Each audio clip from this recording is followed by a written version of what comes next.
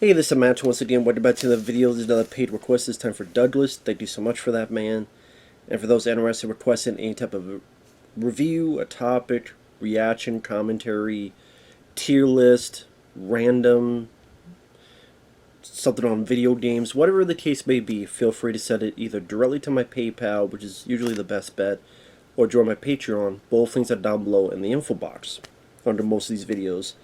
And this time we're talking about Fast X from 2023. Now, I'll go into my thoughts on the previous Fast and Furious quick, but not right now. Just the best way to sum this film up is two ways. Number one, this is less a movie and more of a 2.5 hour teaser trailer. This is a teaser trailer that goes on for 2.5 hours. Because there's so many setups and teases and more setups for what will come in the next two movies. Because this isn't the last one. There's going to be a second one. Now there's going to be a trilogy. And it says a lot when Justin Lin, who has directed other Fast and Furious films, he was making this. He had arguments with Vin Diesel. Whereas Vin Diesel has a habit with that. Because he pissed off The Rock. Pissed off Justin Lin, who left. He quit. He was a co-writer and the director of this movie. He left. I don't know if it was a week into production, or is it a week before, a week out. I think a week into it. And then they got Louis Leterrier, who did the Triple Hulk in 2008, and some of the Transporter films and other stuff. That Clash of the Titans with Sam Worthington. And I'll get to what I mean by the teases and stuff. The other thing is, what may have been once charming has worn out its welcome. It's far worn out its fucking welcome, and now it's become annoying and tiresome. You know, this is a movie that's based on the family, and to be honest, most of them don't have much to do. This is more Vin Diesel's show. This is more Vin Diesel's movie. And I don't hate Vin Diesel, but he wasn't that great in this. Because I actually don't mind him in Pitch Black. Riddick, he wasn't the problem with that. There's other issues I have with that film. Triple X, I liked him in that. Return of Xander Cage was awful. But before I go further, the first Fast and Furious, I didn't mind. I warmed up to. Too Fast, Too Furious, I saw in the theater. Always enjoyed the banter between Paul Walker and Tyrese. I thought they worked well together. You got Cole Hauser as the villain, which I liked. I think that's a fun popcorn movie. The third film, I never cared for. Could never get into it. The fourth film is one of the worst of the franchise. That and Part 9, I consider the two worst of the franchise. Part 5, Fast 5, I would say it's my favorite. Fast Sex, yeah.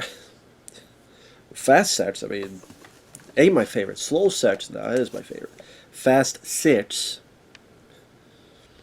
Surprised there isn't a parody called Fast Sex. I didn't mind the 6th one. I liked it. I think it's fun. The 7th one is when you really were showing more of the issues because Paul Walker passed away during the middle of it. They had to change stuff, and you could very much tell. Also, the way they used Jason Statham as the villain in that, I thought was very unsatisfying. I don't know, for some reason, Part 8 I enjoyed for what it was as a popcorn movie. I don't know if it's just it had the right amount of people, and it just didn't annoy me as much as the other ones did. Because you didn't have John Cena, you didn't have Jason Momoa. I think Kurt Russell was still in there. I didn't mind Charlize Theron. I liked her as an actress. You have The Rock and Jason Statham. I actually thought they worked well in that movie compared. I think they had more chemistry in that than they did in Hobbs and Shaw. That's just my opinion. And I don't even hate Hobbs and Shaw. It's just a time waster that should have been a lot better. And Fast 9 was just, this is too far. Again, what was charming in its over-the-top dumbness and ridiculousness and knowing you're not supposed to take it seriously now it's get to the point that they're going in space, and in this one with the various things that happen, it's like maybe you laughed at the first Sharknado, right? Sharknado when they did those movies, but when they got to the fourth one, you're like, you know what? This is worn thin. That's exactly what's happened with this franchise. That's why it's not doing that well in the U.S. Now, yes, it's going to make money overseas, and it doesn't matter because there's Universal's still doing the other two movies. No matter what the box office is, if it made $1, they're still going to make two more of these movies. And then who knows if that'll truly be the end. Because they always say it's the end until it's not the end. It's like horror films and slasher films. Friday the 13th, the final chapter. A couple more.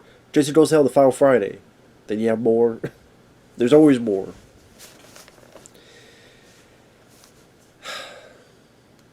This movie just felt overlong. It's almost 2.5 hours long. And, like I said, a lot of the characters don't have much to do. If the plot is simple, honestly.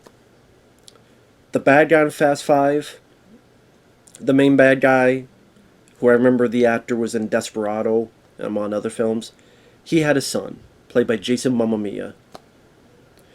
And Jason Momoa wants revenge, spent many years later, and he's trying to act like a flamboyant Joker. And he's being very hammy, and I can see maybe why critics liked him, because he's trying to bring some energy to an otherwise lifeless affair. And you have this type of villain against Vin Diesel being stoic and serious and family. Yeah, I'm talking like this because I'm Vin Diesel. And maybe people to be charmed by Jason Momoa. At times I found him just annoying and not to be taken seriously. Whether he has his weird his hair in a perm and he's doing nails to dead bodies, or he's wearing purple. Think of the Joker. And has even I think he had a purple car. He was wearing a purple outfit. And he'll be in a car and he'll blow raspberries at people with his tongue. He's trying very hard to be, I don't know, Heath Ledger's Joker or what the hell he's trying to be. But again, don't take him seriously. He's never intimidating.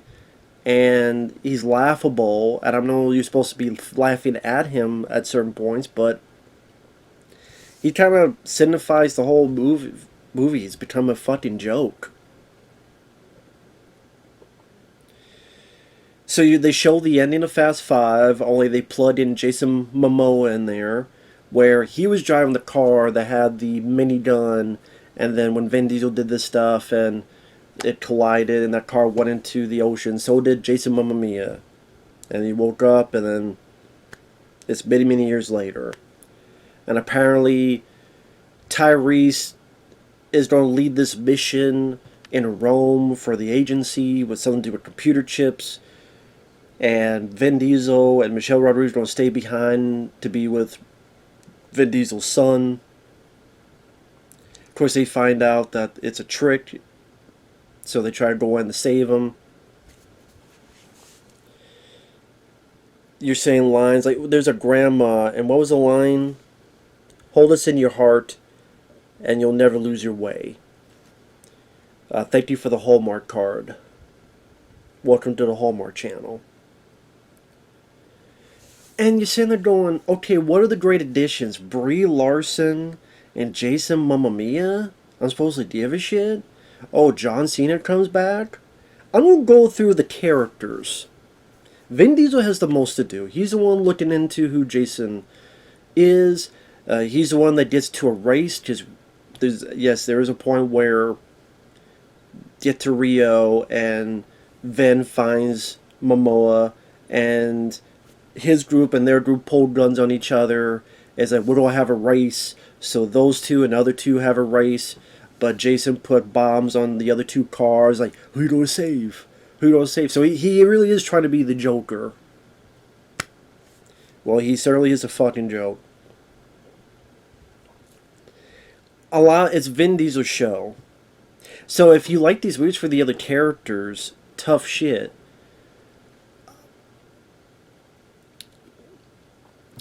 Tyrese and Ludacris, they have a little bit of back and forth, and when their money gets taken by the agency, because you have this big rolling bomb going through Rome, and they're trying to stop it, then Vin Diesel is able to keep hitting the big old rolling bomb. Seems like a fucking Adam West Batman. Some days you just don't know where to put a bomb.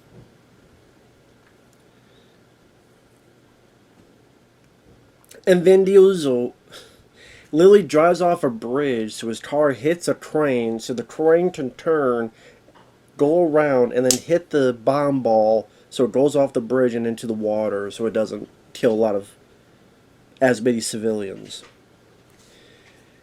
But like Tyrese and the hacker lady that I didn't give a shit about in the last film, and Son Kane and Ludacris, they're together, and they pretty much just, we don't know where to go. Our money's taken. Tyrese has some money under his shirt and clothes. They go to see this hacker guy to get supplies. He turns on them. Tyrese and Ludacris try to have a little fight. Goofy, silly fight as they're arguing with each other. Then there's a bit where Tyrese is like, I guess I wasn't much of a leader, and Ludacris saying it wasn't your fault, and they shake hands.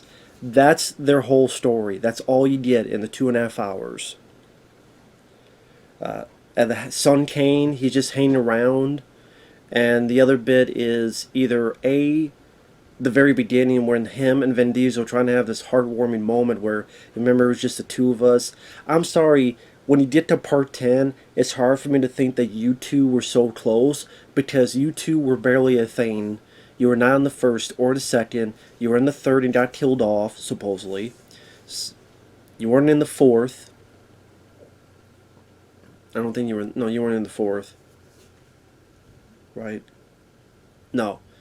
Then you got into, what, the fifth and sixth, you realize it's a prequel, and Son Kane, I don't know if he had 5 words with Vin Diesel in 5 and 6 and 7, or 5 and 6 it would be. Did Son Kane have 5 words with Vin Diesel in part 5 and part 6? And then you see him killed off again in part 7, which is supposed to be the events of part 3, as supposedly Jason Statham killed him, but then he's not dead, and I'll get to that all stuff in a minute, but I'm just... This part where they don't know where to go, so they go to Jason Statham. Son Kane tries to talk to him. Jason Statham thinks, you're going to try to kill me. So they get into a little fight, but the agency have sent guys, so they help each other to fight the bad guys. Then they learn that there's a bounty on their head, and one of them is on Jason Statham's mom. So then Statham gets a bunch of guns, says they're going to dig a lot of graves, drives off, you never see him again. Why? To set up the next one.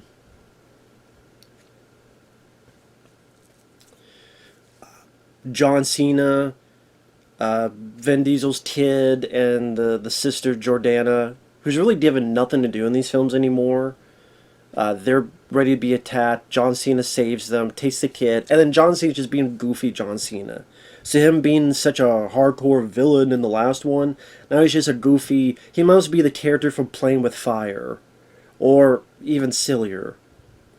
Just hanging out with the kid, goofing with the kid. Listen to...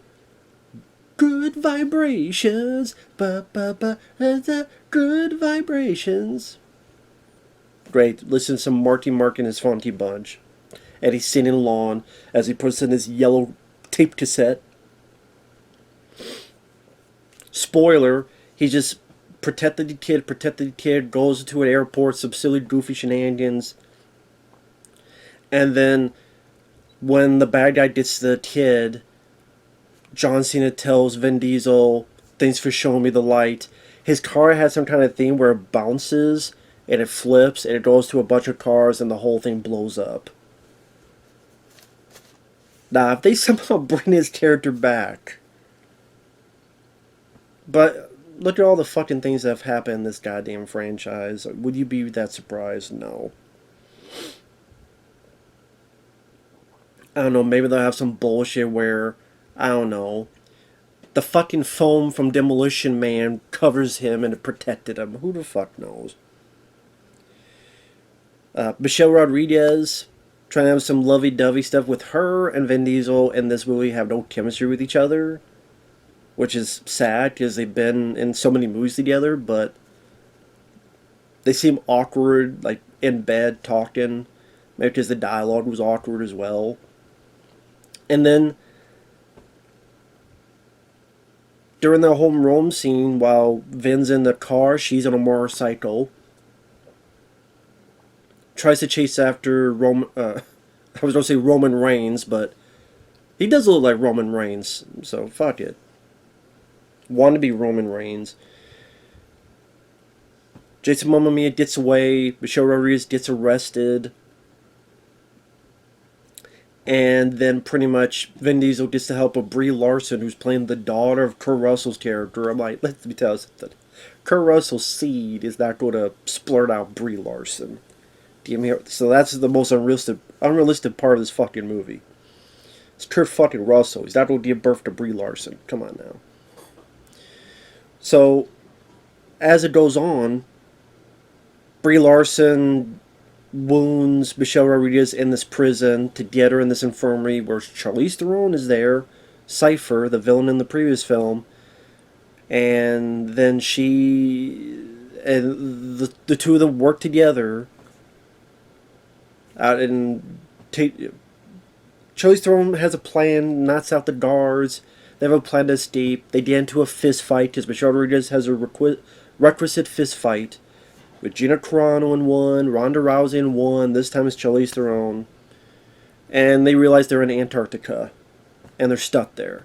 At the very, very, very end of the film, they're in Antarctica walking. And they find the fucking sub from Fast 8. And Gal Gadot is there. Alive, fine, no stars, even though she fell off a fucking airplane or whatever the fuck that was in Fast 6, she's alive and fine and dandy and perfectly cool. I called it. I swear to God. I swear I did a fucking stream. I swear to God that I said, don't be surprised if Gal Gadot will come back. I swear to God, because Wonder Woman, who the fuck knows if she'll ever play Wonder Woman again? It sounds like that whole shit's done with the whole James Gunn DC stuff. So she needs more jobs. I swear to God.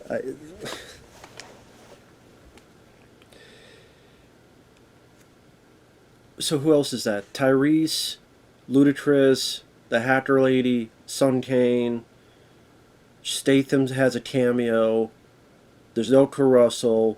The Rock is in it in the middle of the credits in another cameo where Jason Momoa is warning him via recording, and The Rock in the fakest delivery, "You know where to find me, some bitch," and crushes the phone.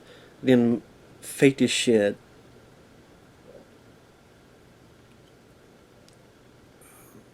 There's really...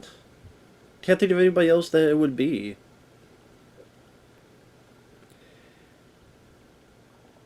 And this for me, it's mostly like it's on Vin Diesel's shoulders, and the other people have not much to do. You think for a 2.5-hour fucking movie, you would have enough running time to tell a complete story, and it ends on a fucking cliffhanger, where the Tyrese Gibson in the plane is being shot down because Alan Ritchson, who's in that new Jack Reacher TV show. He was Raphael in that awful Michael Bay produced Ninja Turtle movies, both of them. He's in this as you think worked with Vin Diesel, then you find out he's really working for Jason Momoa. What they fucking do. And I'm sitting there going, the action scenes didn't do shit for me.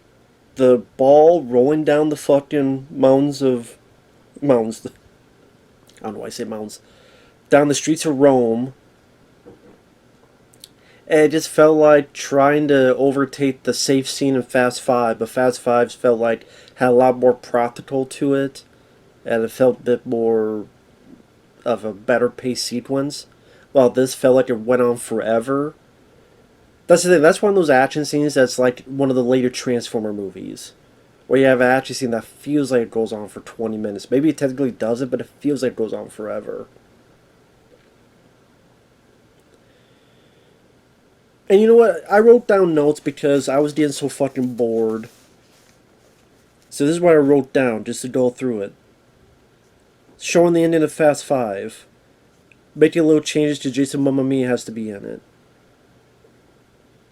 Agency, Rome, computer chips, Grandma saying that line I mentioned. Then, when Tyrese and them leave, Charlize Theron arrives at Vin Diesel's place.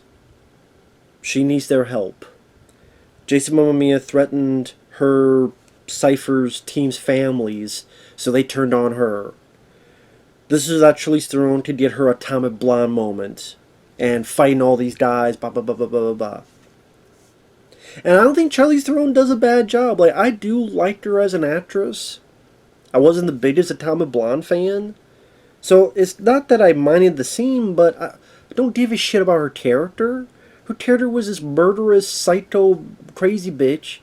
And this is what I'm getting at when I said this is no more charming has been had in this franchise. It's gotten repetitive, tiresome, where let's bring back another character from the dead. Let's make another villain either a hero or not a hero, but an ally, whether for a short time, a long time, whatever the case may be. Because we went from, I mean, hell, even Paul Walker, undercover tension, to ultimately being an ally. And they even made a comment about it. Like, the movie technically does know, because Alan Ritchson is talking to Brie Larson. There's literally a scene where everyone becomes family. It's like a cult with cars. So that's actually probably Alan Ritchson says that. That's probably the best line in the movie. Everyone becomes a family. Everyone, become part of their family. Like a cult with cars. Something about that line did make me laugh, I will admit. So, like, even the movie kind of knows, listen, we know this is horseshit. But I guess saying it now makes it okay. Just true, Paul Walker becomes an ally. Then The Rock became an ally. Caruso, he was never a villain, to be fair. But okay, The Rock was an antagonist in Fast Five, then by the end there's a trust and he's an ally in Part 6. Jason Statham was the bad guy in Part 7. Then becomes an unwilling ally in Part 8. Then their team, them teaming up in Hobbs and Shaw, and then Statham's now going to do this. Right, he's going to do it to protect his mom. But even the villain in Fast 6 was helping Jason Statham at the end of Fast 8, because Statham told him to. Then John Cena, villain in Fast 9, becomes this goofy, silly, good vibrations, in this film. And now Cypher, Charlize Theron, now she has to work, get their help, and then while her and Michelle Rodriguez have a fight, they still stand next to each other, going towards the sub at the end. It's just like, come on, man. You can't throw your hands up in the air like you just don't care. You don't. Enough of this bullshit. Can we please? Enough of this hotty-dooey, dicky-witty, hittery fucking doc, suck my fucking cock, horse piss, Jabberwocky, jiggling titty fucking bullshit. Can we fucking stop, please? Stop. Stop. Fucking stop. Just stop. Stop the shit. Stop the shit, fellas. Hold the fucking phone. Same with the bring people back from the fucking dead. You kill off Son Kane, then he comes back to life, and now Gal Gadot, and she's come back to life, and I won't be surprised that fucking guy who died in, what was it, Fast 4? Who was in the first one? I forget his name. He was in the first movie. Surprised he didn't fucking come back to life.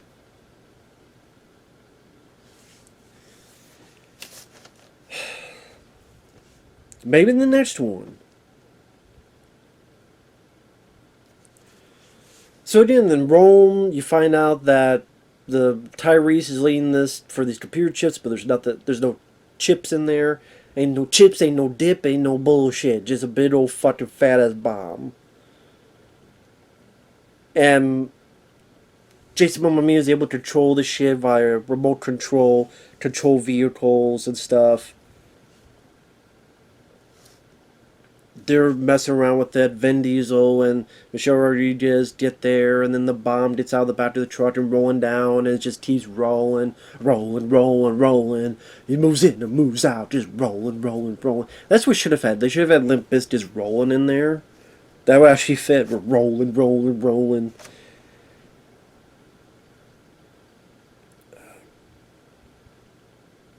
Like I said, Vin Diesel ultimately jumps off a bridge with his car. It hits this fucking crane that then turns and knocks the damn bomb into the water. And then his car like crashes down, but it's still running fine.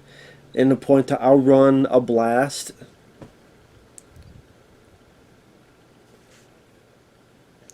Brie Larson again is the daughter of Kurt Russell's character. Like I said, the agency's trying, or some bad guys, maybe not the agency, maybe, but bad guys are trying to get Dom's kid. Cena fights them. Brie Larson gets to Vin Diesel. They try to give her like a badass bar fight, but it's so like heavily cut, probably because she couldn't do shit. So then again, most of the people don't have nothing to fucking do with unless then put a thumb up their ass.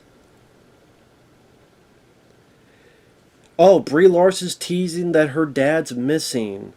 Teasing, I guess, to hopefully bring Kurt Russell back in the next one or two. Again, Jason Statham gets his guns to gear up, and he's going to dig some graves. We never see him again to try to tease for the next one or two. Gal Gadot is alive, and there's a sub. The tease for the next movie or two. It's still fucking weird, and I know Paul Walker's character is barely fucking mentioned in this movie. As a barely. And I get it. You don't want to kill off his character. I can understand that, and I can even agree with you on that. But it does leave this weird vibe of, well, if the character's still out there, why is he sitting willy-nilly while everybody, including what would be his nephew, technically, is being, all this shit's happening. Now, I know what you don't do. Do you have one of Paul Walker's brothers put a CGI Paul Walker face and have him do action scenes? I understand. It's just, it does create this weird, maybe that's why part 7 might as well just been the fucking end and you move on. Just saying. Should have just ended it there and left it alone. But you had to milk it. Part 8 because... maybe that's another reason why I did not mind Part 8. Because I didn't have John Cena and Jason Momoa's bullshit. I didn't have the weirdness of Paul Walker passing away and CG Paul Walker and, you know, the way they had to re-edit certain scenes. And it's just as a standalone, there's nothing in it that made me mad. I know the one lady that Vin Diesel's character like died. I didn't give a shit about her character, so I didn't give a fuck about that. But, anyway. Then Vin Diesel gets the Rio, like I said, the wannabe Joker shit, purple outfit. I think it was a purple car. Said, "Fantastical! Dom, you're fantastical!" And being flamboyant and goofy, doofy, fucking shitty, annoying fucking pot to piss in, rather piss in the motherfucking face! Piss in your face, Jason Mamma Mia! Up your nose with a rubber hose! With my dick in it, so to snout the fucking piss and vinegar. God damn it. I know there's rumors that like it'd be Keanu Reeves. I would actually probably at least have fun with that. Not Jason Jamoke. So yeah, it's stuff with Tyrese. And Tyrese and Ludacris, like, even their banter seems so fucking tired. So fucking forced. Barely anything there. Old, tiresome, unfunny. Like there's nothing in the tank again.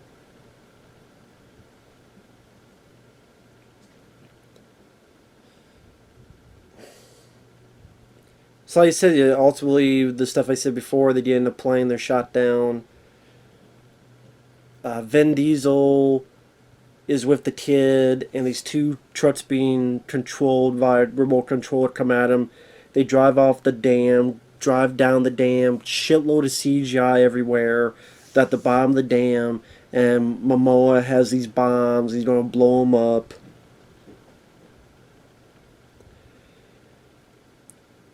And who the fuck knows? I mean, what?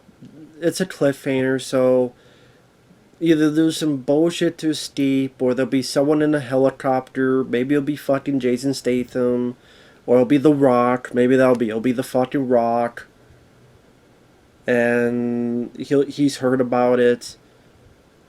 At The Rock, they grab it to a fucking ladder, or whatever the fuck else it be. I don't give a shit.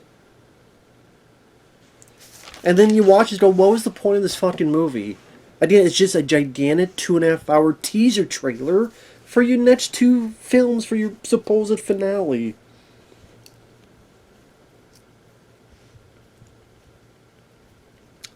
If I have to force out positives, I would say the two fight scenes for Charlize Theron I did not mind, choreography wise. The first one where she's fighting the other agents of her team, I should say, that have been compromised. And then when her and Michelle Rodriguez fights, and Michelle does win the fight, I didn't mind those two fight scenes. I didn't. I thought the choreography was halfway decent.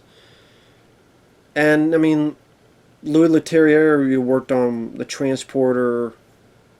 I forget if he worked on Transporter too. I know other people did the fight scenes, to be fair, on those. He directed mainly the actors, but he still has a little bit of knowledge on it, you would think. The race was nothing. The big ball falling down was really just overlawn. Like I said, John Cena's fight, I don't give a fuck about John Cena, so I didn't really care what was going on. I wouldn't say it's badly choreographed when he's fighting and shooting the people while trying to protect Dom's son. I wouldn't say it was poorly filmed. It wasn't... I didn't know there was a lot of shaky cam or such during a scene like that. Some people may have a ball with Jason Momoa's performance, but I don't like the actor. And I just found it really silly, goofy, annoying, over the top, campy, trying so hard to be Heath Ledger's Joker. And again, I can't take him seriously. Never found him intimidating or anything in between. Then there's times where he's trying to emote and it becomes laughable. I think in some previous films he had enough of camaraderie and ensemble to help ease that off. This one seems a lot more on his shoulders, and the shoulders have fucking sad, like a grandma's titties. It's sad. And it's sad to see that. And him trying to emote, just not the best bet. I think Vin, you also gotta check your ego at the door, because once these movies are done, doesn't seem like a lot of people want to work with you. That's why I'm sure Vin said, yes, Universal, we could do 2 more. We could make this a trilogy. Because I don't think Vin's going to be getting a lot of fucking jobs after this. Because nothing else he does is a hit. Bloodshot was a bomb. Triple X Returns into Cage was a bomb. At least in the US it was. Last Witch Hunter was a bomb. Even Riddick was a bomb. I'm sure he's going to try to fucking do another Pitch Black Riddick film. But to be honest, the first one I liked, the second one is there, and the third one is very fucking lame. And really sucks, to be honest. Just a shitty remake of Pitch Black. But anyway, and you pissed off The Rock. Obviously he's coming back because a lot of these people came back because they need jobs. Well, fuck, Black Adam bombed. Well, fuck, Wonder Woman is going nowhere now. Well, fuck, yeah, I guess so. Which is funny because The Rock and Vin Diesel seem like they hate each other. It seemed like The Rock would never be part of these films again, but apparently. And I don't really care that The Rock will be in the next one. The Rock, he's a guy that I'm just tired of seeing him. How can I miss you if you don't go away? So, Fast X can suck my fucking dick. I don't like the film. I don't know if is it better or worse than F9? I don't know. It's kind of the same ballpark. F9 you could kind of laugh at. They're in space. There's nothing in this that... There's a lot of goofy, unrealistic shit like most of these movies, but... I don't know. Well, there's a scene where two helicopters try to grab Dom's car, and Vin Diesel shifts in the gear, comes down, and two helicopters come, and he's almost using the two helicopters to hit fucking Jason Momoa's car. So there is that. And then him and the kid driving down the fucking dam as every CGI. And this is... It felt a lot more CGI compared to like Fast 5. And even compared to Fast 8, it felt like there was more CGI in this. I wasn't a fan, obviously. I was rather bored. This franchise needs to die. And the charm is gone. You've worn out your welcome. Get the fuck out. Please. Or as Jason Momoa would say, there's your fucking raspberry back to you. Roman Reigns of the Sea. Later.